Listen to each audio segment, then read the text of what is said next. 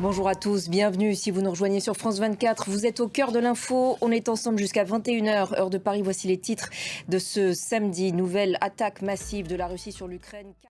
Nouvelle attaque massive de la Russie sur l'Ukraine la nuit dernière. 40 missiles et 580 drones donc lancés sur plusieurs régions selon Volodymyr Zelensky. Ces attaques nocturnes massives se multiplient depuis plusieurs semaines maintenant. On imagine l'épuisement de la population à Kiev.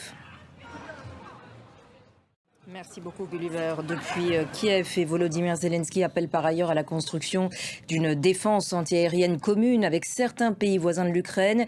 Une vieille demande remise sur la table après l'intrusion de drones russes en Pologne et après l'interception hier d'avions de chasse russes dans l'espace aérien de l'Estonie.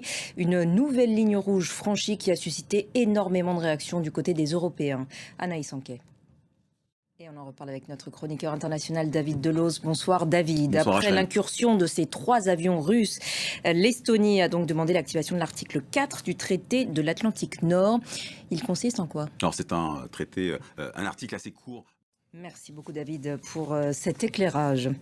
Au Proche-Orient, maintenant, Israël continue d'étendre ses opérations sur la ville de Gaza ainsi que dans le nord et le sud de l'enclave. Au moins 44 Palestiniens ont été tués depuis l'aube par des frappes et des tirs israéliens.